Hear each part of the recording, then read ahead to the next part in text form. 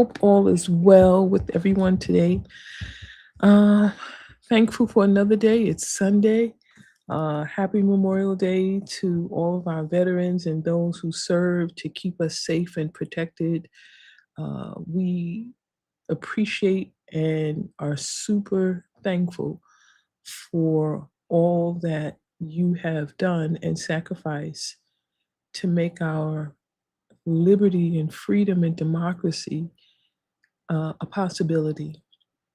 And so we sleep easier and rest easier knowing that um, you are out there and that there is, you know, protection against all things foreign and domestic. And so I just wanted to say happy Memorial Day. Thank you for your service. Happy Sunday to everyone. Happy Sunday indeed. Despite the rain, rain is a good thing. Um, so appreciative of, just the weather being really great. I'm always going to reference that because it's the little things that I like to find gratitude in and thankfulness. And so I always like to share that with all that's going on in the world. Our weather is pretty much consistent with um, the seasons and what it's supposed to be doing. And so um, thank you for joining me. My name is Antoinette. I am the host of Parenting After Dark. This is a podcast that's strictly dedicated to supporting and encouraging parents of teens, sharing insights, wisdom, tips, advice, talking from my heart, and to help you to navigate this particular season or this particular stage of development that can be the most trying, can be the most difficult, can be the most crazy part of parenting, but I have to say, equally so, just as rewarding and just as beautiful to see your children blossom and grow in their personality, in their strengths, for them to understand who they are and, things that they need to work and improve on. I don't want to say weaknesses, but, things that we can, improve upon. And to see them just look at the world and to see them see the world, from their perspective and how they want to impact, how they want to make that change. And so um, I'm just, here to give that emotional support, to give that understanding, to give that wisdom to you as a parent, and to just say, keep going. Things sometimes they look worse than what they are. A lot of times, I know as a parent, when my daughter was a teenager, I was confused a lot of the time because, they go through that period where it's like everything you say and do is wrong and and, and, you know, not getting into, you know, that mindset of what is going on or why are you so, but changing and saying, okay, let me try to understand what's going on. Let me try to help to navigate this and uh, get a hold of my own thoughts and feelings. And so uh, I've started a couple of years back now, almost a little more than a year and a half, and just sharing things that are on my heart topics that to me are extremely relevant to parenting teens. And so tonight, I want to continue the topic of parenting connection. Um, when they reject you in that time period of independence versus disconnection, because that is something that for me, I never even, and here's the funny thing, I never even thought about it as disconnection and autonomy and independence. I just thought it was about attitude. Like she had so much attitude and so much of all this other stuff going on. But in reality, it was the time for her to now to start to break away and, begin to think about what she really believes, and why she believes what she believes and moving in the direction that best suited her. And that's what this stage of development is. It is, okay, I've listened to you for 12, 13, 14, 15 years, but I have my own thoughts now. I have my own feelings and opinion. Now, of course, you want to draw that line and you want to make that distinction of respect, right? And, always having that respect present and making that respect like this is something that's a non negotiable. Okay, you will respect me at all times. So moving from that and clearing and establishing that clear boundary, you want to leave things open for discussion, and not just so that they can tell you how they feel, but so that you can understand how they feel and why. And then that's going to help your relationship with your teens improve a lot better. When they feel like they don't have to go against you and the world, they breathe easier. Where they feel like they don't have to constantly explain and reassure you that they're not crazy and they're not, anything else, that's a sigh of relief. They need to know that somebody gets them, somebody speaks their love language, somebody understands them.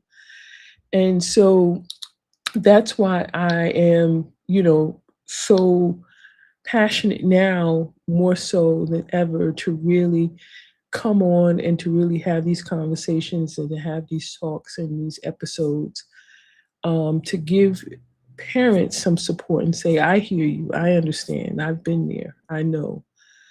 And so it's not about perfectly parenting. It's just about parenting with love and mutual respect. At this stage, the mutual respect in your relationship with your teen is very important. And sometimes it's hard, right? It's you can respect a person because they're a human being and they have needs and wants and desires and their own individual personality, right? But it's hard to say or to respect your teens and see them as equal as young adults. And sometimes because of different reasons. And so I want to challenge you tonight to just really begin to step into that area of making sure that you are mutually respecting your teen as a young adult who has these thoughts and these feelings, and they may run contrary to your thoughts and feelings, and that's okay, right? It's okay because it's what they're thinking and they're feeling at the moment, based on the lives that they have lived up until this point, based on the experiences that they have had or are having. They are making certain decisions and they're coming to certain conclusions because of that. And they are deducing, they are, making that final check in their mind like, okay, this is why, you know, this relationship is unhealthy, or this is why doing this doesn't work, and why I'm always, failing this class, or this teacher is always a challenge, because they're starting to make the connections now. And as parents, we are to come alongside and be that guidance for them. We kind of, it's almost like, if you are playing a game and you're trying to, you know, do a certain move, sometimes you need somebody to show you, if you press the X, R, shift, or right click at the same time, you can do this specific move to get past this particular point in the game. Any other time you're trying to use, you know, um, all these little, the special hammers and the special this and the special that, when all you actually need to do is click the red left button and the right click over here along with the blue button, and it does this move and you're able to get past and move along. And that's what we do. We help them to, okay, this is what you're doing, right? But let me just help you to, navigate that. And then they have to choose to do it. They might say, well, yeah, that works, but I found if you double click, the red R and hit the X, you can do another move, and to do the same thing. And so you want to respect that. Say, hey, listen, go for it, because I didn't even know. And that's sometimes as parents, you don't realize it, but your kids can actually teach you things, about life. And you might be like, wow, I never even thought about that. I never even seen that. I didn't even know that existed. That you can actually do two moves um, in this particular situation. And so that mutual respect is very necessary, and it helps them to respect themselves and to help when you respect your teen as a young adult and start allowing them to make moves and decisions that is right for them, or even if they're not even sure and they're doing it by faith, they're trying something by faith, and they're applying for a job maybe, and they know they may not really have the skill, but they're so interested in that particular job. Even respecting the fact that it may be a little longer during the weekday for them to work in the evenings, and maybe it takes all of their weekends. Like, you may think, well, how are you going to study? Let them figure that out, right? Let them go at it, because this is the time now where they need to start perfecting that decision making process. And so with the mutual respect aspect of this, is that that's going to help them to respect, and to respect that inner voice in them, to respect their own uh, decisions and the reasons why they make those decisions. That's going to help them. By you respecting them, that helps to build them in that area for themselves, how to respect their own decisions and how to, you know, really demand that respect from others, and to help them to establish themselves in other relationships, in terms of their character, in terms of, who they are. And so they want you to see them as a young adult who is smart and intelligent and um, worthy to be treated and trusted as an adult. And so during this time, that connection that you have with them, part of that foundation is this mutual respect.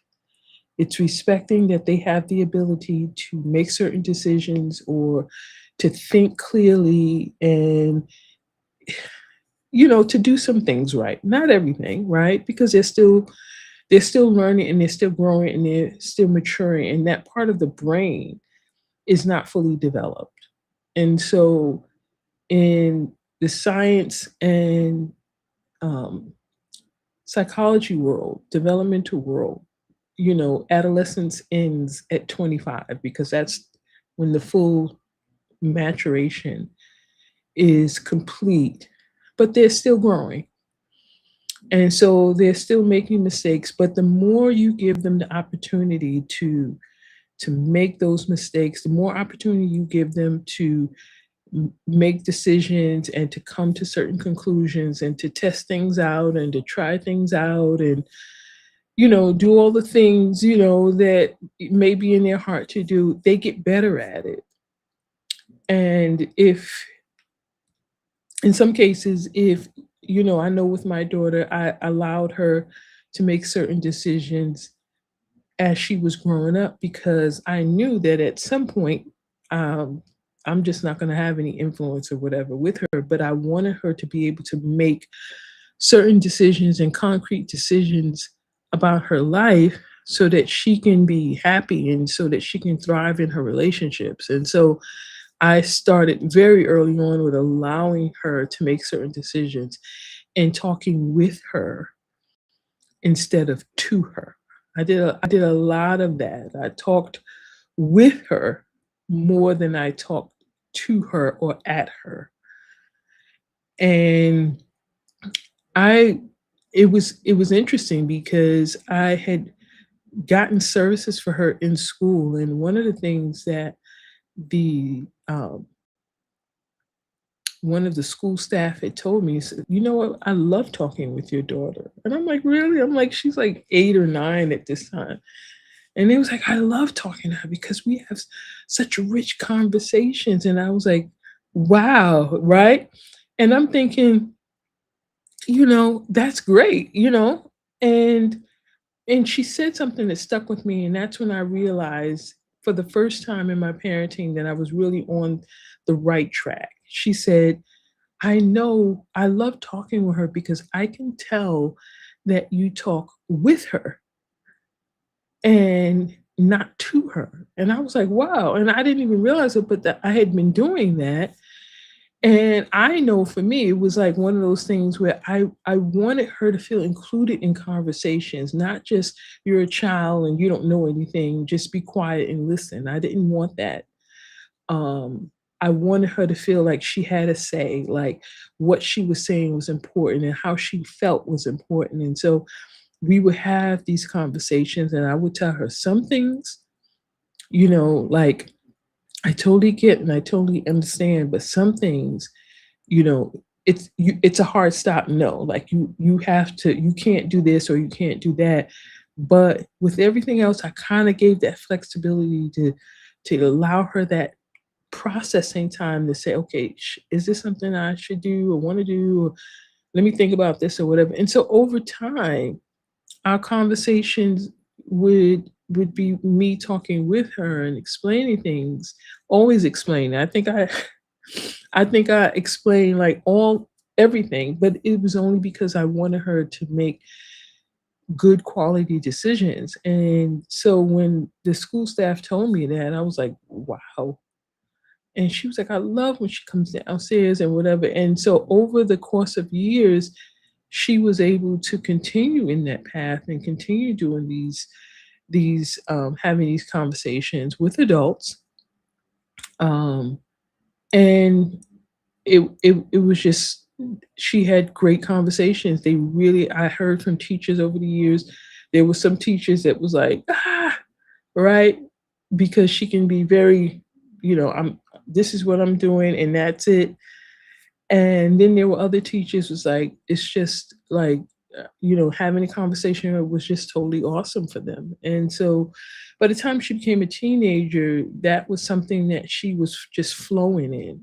She was used to having these conversations, but she was used to getting mutually respected as a result of that. And so I wanted to say that helped our relationship as she became a teenager because I felt confident that she was able to, understand what I my expectations were as a parent, but also, what I expected not just from her, but for her to, okay, I can trust you. I respect your decision to, maybe want to do certain things. I get it, right? But this is my expectation, and I'm telling you this so that you can be fully aware of everything.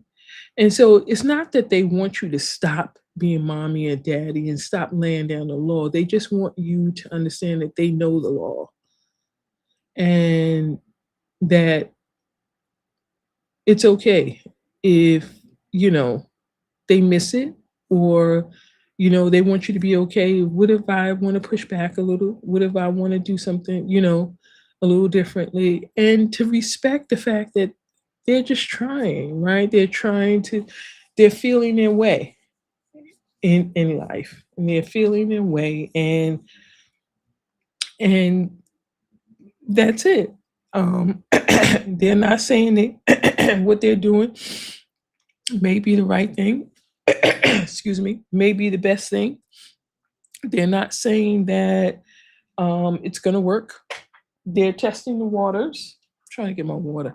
They're testing the waters to see, you know, um, if it will work, and so again, I just wanted to talk a little bit about that mutual respect piece because that goes along with that emotional safety. Is what they're doing, what they're saying, is it emotionally safe for them to really share with you and to be completely open with you about that? And if they have thoughts and feelings or ideals that are contrary to the family's ideals and thoughts and beliefs, is it emotionally safe for them to express that? And secondly, are they respected?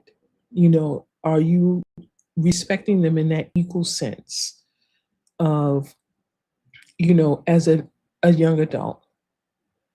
And that's really super important because you don't want to not respect. You don't want to, I want to say it in the right way. You don't want to assume that they assume that you respect them. You want this to be something that is understood because again, it helps them to one respect themselves and then how shows them how to show up in their relationships demanding respect. I self-respect myself and what I feel or how I think and the type of person that I am. And when they show up in relationships, how they communicate that equally, that respect of, this is how I feel, and I'm not compromising that just because, you and I are going out or, dating or whatever. Like it helps them not to compromise their self respect later on when they see and acknowledge that you are acknowledging and respecting them as adults, as young adults, and that you're respecting them so much so that it's a non-negotiable, and you're not trying to argue with them. You're not trying to change their mind. You're not trying to assert and push things onto them. But you're saying, you know what? If this is how you feel, I totally get it. And that's it. No strings attached. You're not pulling back. You're not loving them less. You're not treating them any different because they're doing something different and they're going in a different direction that you're really not okay with. You're respecting their decision, that they understand the consequence that comes with that decision. They understand the pros and the cons of that decision. They understand that, you know, this is totally on you. And so you're accepting that full responsibility for making that decision. And that's one of the things that is sometimes really hard to do as a parent, is allowing them to accept that responsibility for their choices, because that looks different for every situation. And so every situation, what if the consequence was something that you really just don't want to see happen? And you have to be okay with that as a parent because you're stepping back now. It doesn't mean you love them any less. And I said this before, it means you go into your prayer closet and you pray and you decree and you declare the word of God over them. And you trust God that God is going to, if there's any snatching that needs to be done, if there's anything that needs to be done, if he gives you instructions, that's one thing. But Lord, I trust that you're gonna step in and you're gonna do your father thing, your daddy thing, right? And so, allowing them to accept the responsibility for their decision making. Um, Depending on what it is, it can be very hard as a parent to not say or do some things, but sometimes it is necessary in order to drive the point home that yes, you are a young adult, but there's some things you don't need to be doing or you should not be doing because there is no other consequence but X, Y, and Z. And If you're planning on living successfully in this life, then that's not an option. Simple. And so I just wanted to, excuse me, I just wanted to really share that with you um, tonight about the mutual respect and how that is a key to the foundation of the parenting connection. That emotional safety is one, being able to emotionally just share with you how they really are feeling without judgment, criticism, anger, rejection, and so forth. And then that mutual respect, respecting them and seeing them as equally as young adults, able to assume the responsibility of their own decision making and how and they're living their life and respecting them and knowing and respecting the fact that they have the ability and capability of doing things and being successful and understanding again what your expectations are, but also factoring in that it's their life to make certain choices. And it's not something to be taken lightly. And you always want to make sure you're just guiding, you're showing them the tricks on the on the what do you call that, the joystick. We call it a joystick. I don't know if they still call it a joystick, but you're showing them the tricks. That's the guidance, and then they have to actually do the move. You can show them, but they actually have to do the move. And so if they don't and they want to keep using all the special hammers and all the little, stuff that comes with it, then okay.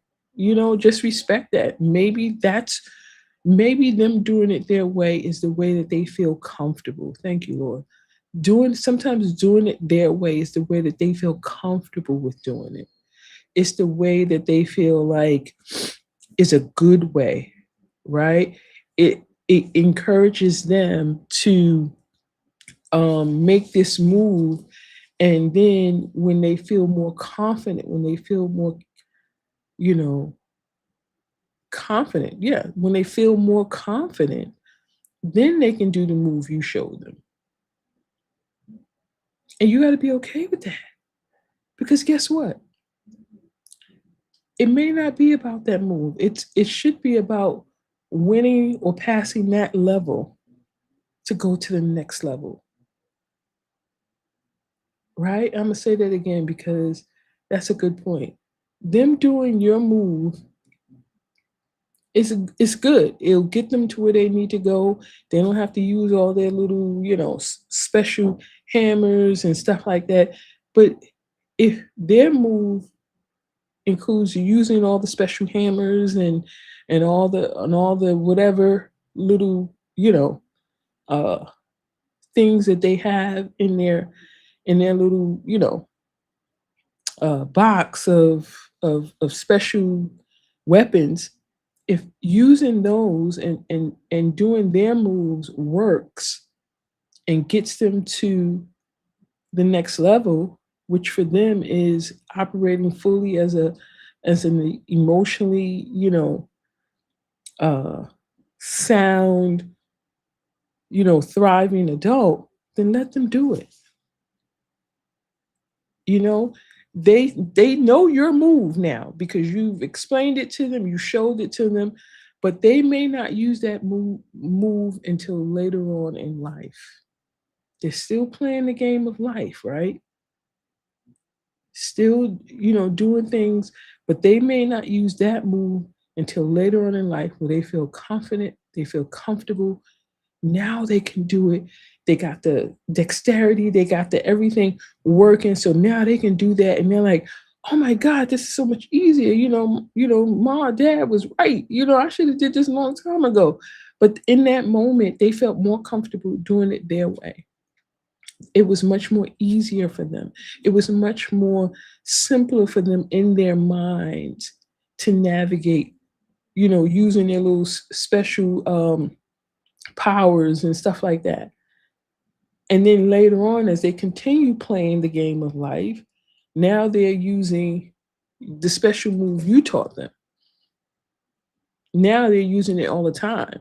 Now to try to use the move that they used before, they find it difficult and challenging because they're like, wait a minute, this is wasting a lot of money, a lot of time, a lot of resources.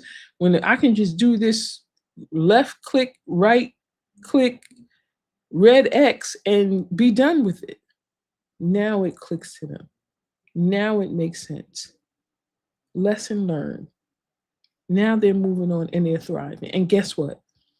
That's the lesson that they're going to teach their children someday. And they're going to have to be just as patient as you were when their children want to use all the special powers because that's what they feel comfortable with in the moment. So I wanted to just share that with you. Video games is like one of the most common things that young people play now. Unfortunately, some of them are a little not safe, but there are some that are good. And so I think that was a good analogy to kind of just explain the game of life. We want to show them and teach them all the best moves, but sometimes they need to do the moves that works for them and that they understand and that they feel comfortable with. And so that mutual respect does that. It allows them to do all the moves that they think is best. And they still are successful in completing that level and passing that level and going to the next level. And so I just wanted to share that with you. And I just, as a wrap up, I just wanted to say, we're seeing now with these teen takeovers, it has grieved my heart so much because now local authorities from the district attorneys down to sheriffs and local police departments, they are issuing these warnings publicly about these teen takeovers. They are creating hard stops, and they are saying now they're going to begin to hold parents responsible. They're going to begin to hold parents responsible either through fines, jail time, etc. And so I want to say this, if you don't know where your kid is going when they walk out of that door, you need to make it your business. This is one of those things now because of the nature of what's going on and because of the influence a lot of teens have with each other as peers, which is, again, a part of that developmental process.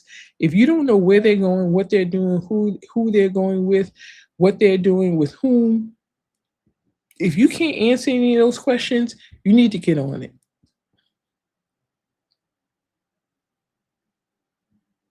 This is not the time to just say they're out of the house now. I can open me some wine, I can order me some food, I can put on my shows. That's great. But if you don't know where they're going with and with whom they're going with, what they're doing and where they're at, all of that gotta wait. All of that you have to wait. This is the plan now moving forward. Where you going? I expect you to be there. If you're going to hang out and y'all going different spots, I need to know. Maybe it is you're turning on location. Maybe, okay, what are you doing? What do you do? And talk to them about these teen takeovers. Are you participating? Do you feel like you want to participate? Do you feel like this is something that you want to get involved with? What's going on? I need to know that when this starts, you know how to get in the Uber and come home, right? You have to begin now. In this case, because of the nature of the destruction, it's not just them getting together. Looking at some of these videos, I was like shocked, right? And I'm saying to myself, I'm like, why are you on people's cars and destroying stores and robbing stores? So this is going to another level. And the store owners and people who own the cars, people who live in the community where this is happening, they have a right to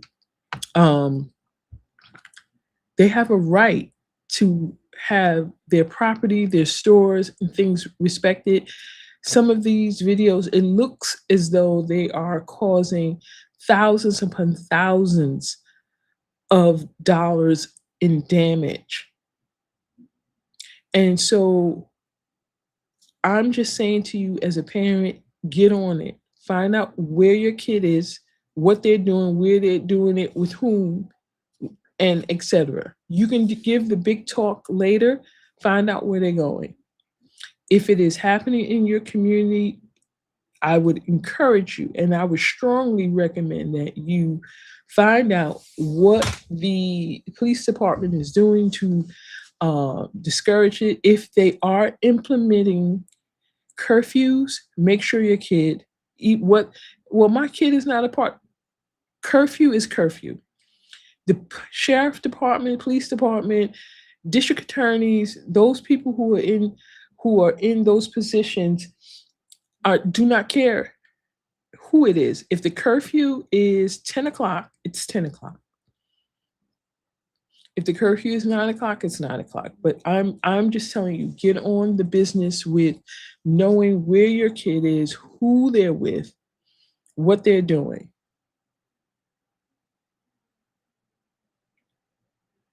And have these conversations. Look, this is what they're saying. You have to be home by this time, be home by this time.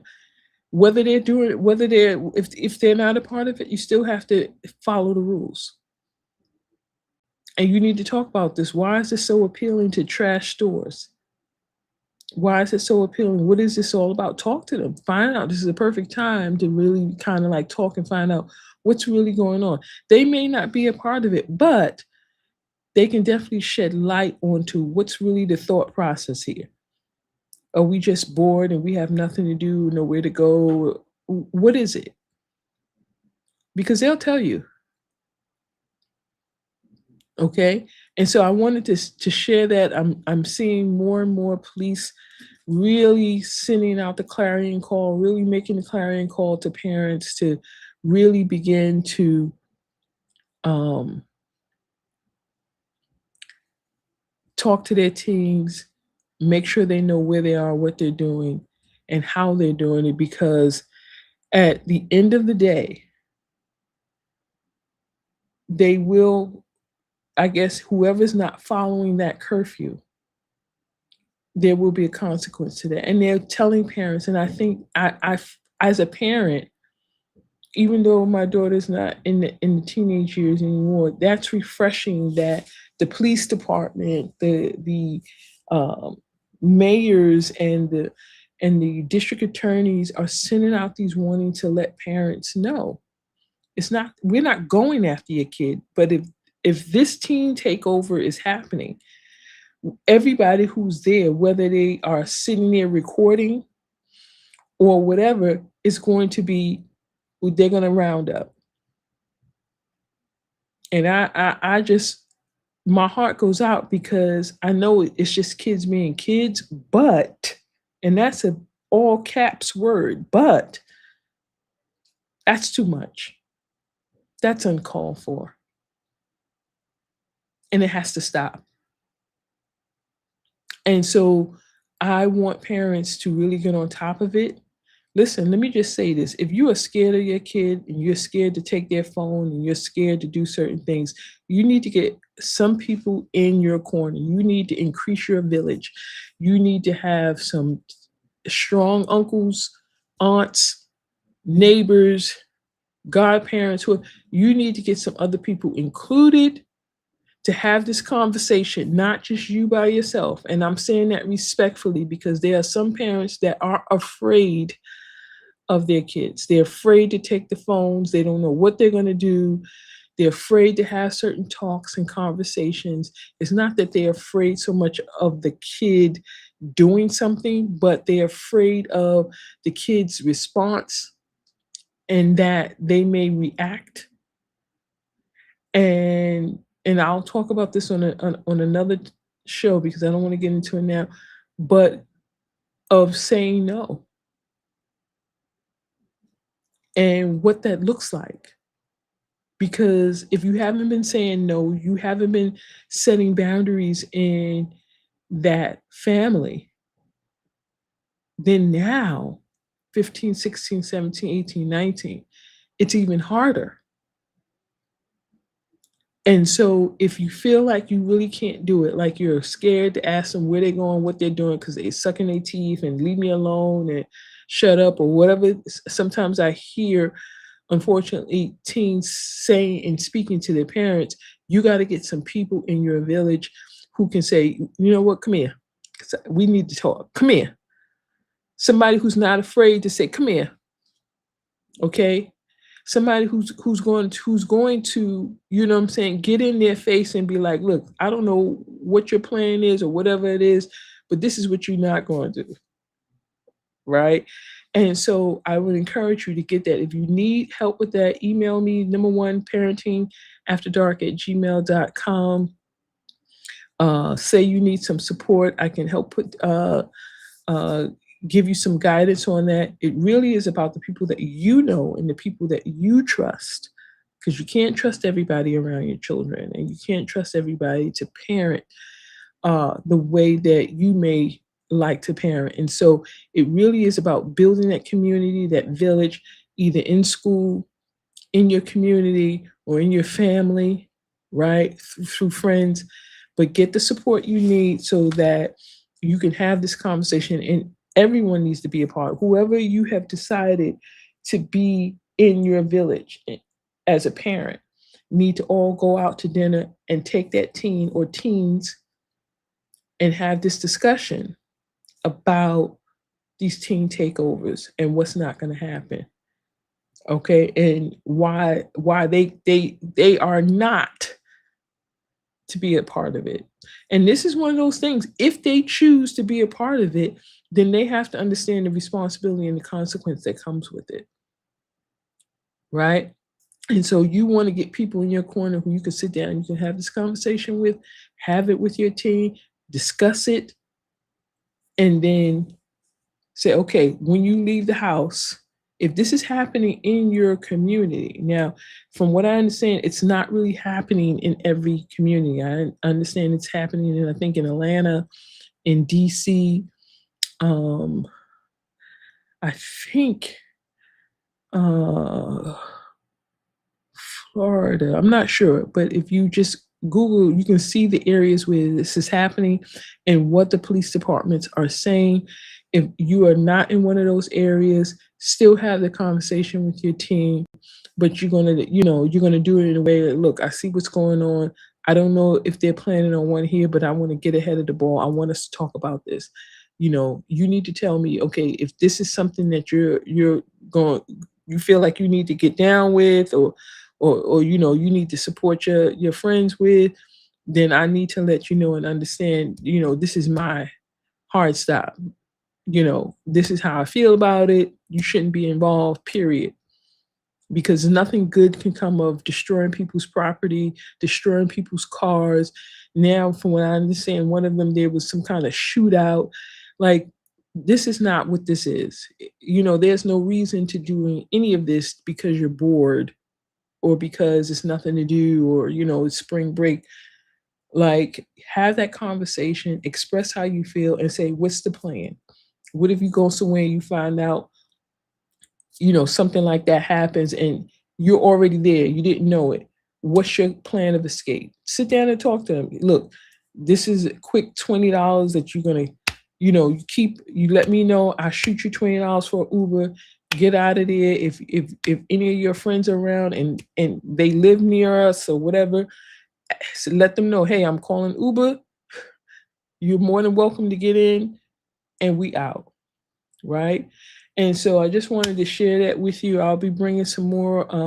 I'll be talking a little bit more about that later, to specifically share with you the states and the messaging from the police departments and the district attorneys, and what they're saying. And again, I encourage you, have the conversation, have the talk, be aware, be conscious, and at the same time, love your kids, and help them to make that best decision in life. Through just being that constant, loving guidance and support for them that they need. Thank you for joining me. I will see you next week live right here at 8 p.m. at Parenting After Dark. Have a great week. Thank you for joining me. Again, if you want to reach out to me, it's #1 parentingafterdark@gmail.com. Have a great week and happy Memorial Day.